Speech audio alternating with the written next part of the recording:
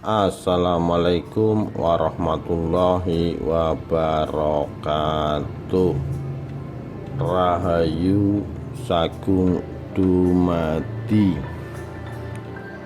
Filosofi Jawa dalam perjalanan Joko Tingkir. Joko Tingkir melewati sungai atau bengawan.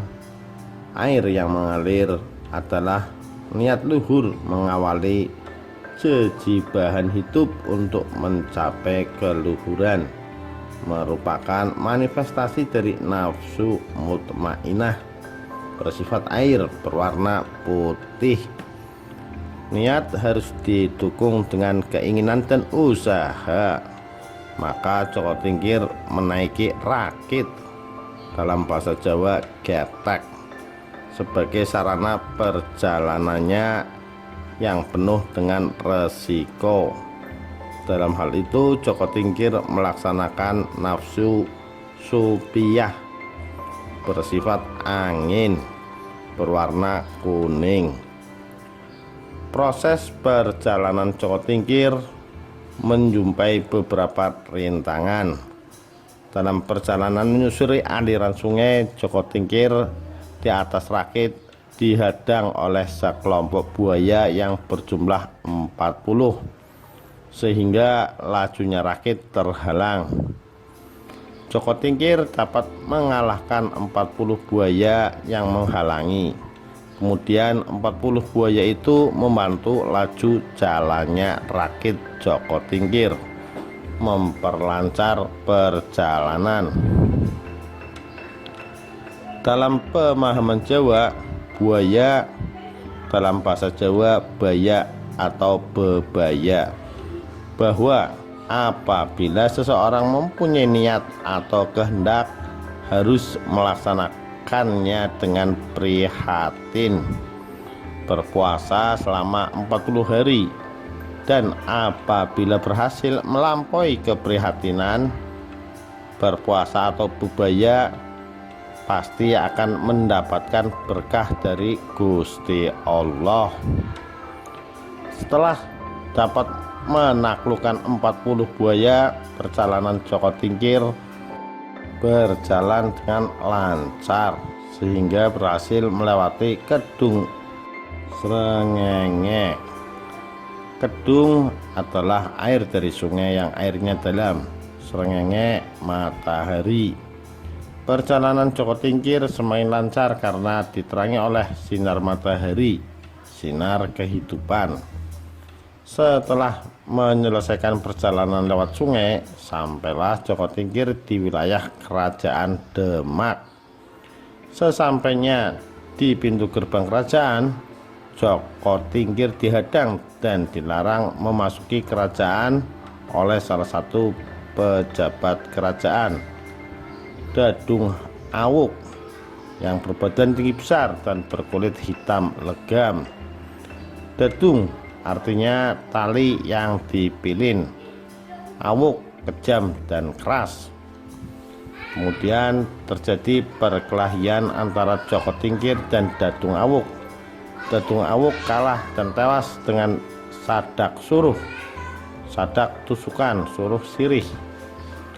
Dalam hal ini Joko Tingkir telah mampu mengendalikan nafsu aulamah bersifat tanah berwarna hitam, adalah kesombongan dan kekejaman. Manusia kalau lahir dan batinnya sama, harmoni, maka akan mempunyai kekuatan yang luar biasa. Atas keberhasilannya itu, Joko Tingkir diterima sebagai komandan prajurit di Kerajaan Demak. Joko Tingkir sudah mencapai sebagian besar keinginannya, tapi belum sempurna. Ketika berhasil menduduki satu jabatan, Joko Tingkir masih tergoda oleh keadaan. Kesombongan atas kedudukannya, ia merasa segala sesuatu akan dapat diraihnya. Joko Tingkir tergoda oleh kecantikan seorang wanita, putri dari rajanya, gemerapnya duniawi, Kemudian Joko Tingkir menjalin hubungan cinta dengan putri rajanya. Atas perbuatannya itu ia mendapatkan hukuman sebagai konsekuensinya. Joko Tingkir diusir pergi dari kerajaan Demak. Hukuman itu tidak membuat Joko Tingkir sedih dan putus asa. Kesadaran spiritualnya menyadarkan dirinya sebagai manusia titahe Gusti masih belum mampu lepas dari kesalahan. Ia lalu pergi ke suatu tempat, berguru kepada seseorang yang sudah limpat ingreh kabatinan, seorang yang sempurna dalam spiritual. Di Banyu Biru, hamparan air yang luas dan sangat dalam, apabila dilihat dengan cermat akan berwarna kebiruan, kedalaman spiritual. Ia lebih meningkatkan kepasrahan dan pendalaman spiritual untuk mencapai sejati diri dan tujuan diri. Setelah dapat menyelesaikan proses peningkatan spiritualnya di Banyu Biru, Joko Tingkir kembali ke kerajaan Demak untuk melamar sebagai prajurit lagi. Kebetulan di kerajaan Demak sedang terjadi keributan yang dilakukan oleh seekor kerbau yang matanya merah menyala dan kedua telinganya disumpal oleh tanah liat. Kerbau itu mengamuk, merusak segala bangunan di kerajaan sehingga keadaan kerajaan sangat kacau. Kemudian dengan ketenangan dan kesempurnaannya, Joko Tingkir dapat menaklukkan dan membunuh kerbau itu dengan hantaman telapak tangan kanannya. Manusia yang tidak mau melihat keadaan atau lingkungan dan tidak mau mendengar nasihat serta pelajaran luhur cenderung berbuat sesuka dirinya. Akhirnya akan hancur oleh perbuatan dan tingkah lakunya sendiri. Dalam hal ini, Joko Tingkir telah mampu membunuh nafsu amarah bersifat api berwarna merah. Ia telah berhasil mengendalikan kemarahan, keserakahan, dan kesombongan diri.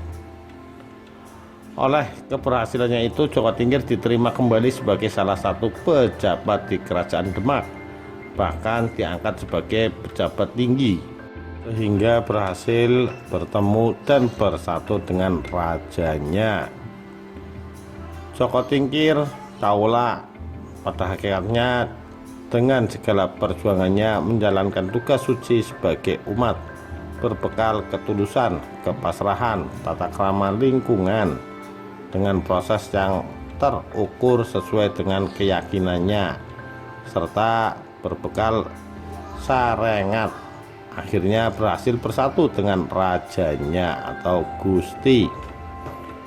Dengan tarekat ketika meninggalkan kerajaan menuju Banyu Biru, dalam proses introspeksi ia melakukan takanus atau semedi sebagai simbolisasi keilahian. Joko Tingkir telah mencapai spiritual steration atau pengalaman spiritual yang tinggi dan kesempurnaan atas pencapaian tataran makrifat. Kemudian berhasil menyatu dengan Gustinya. Tujuan akhir dari perjalanan spiritualnya, perjalanan untuk menyatu dengan Gusti Allah. Demikian, terima kasih, semoga bermanfaat. Wassalamualaikum warahmatullahi wabarakatuh. Rahayu Sagung Dumadi.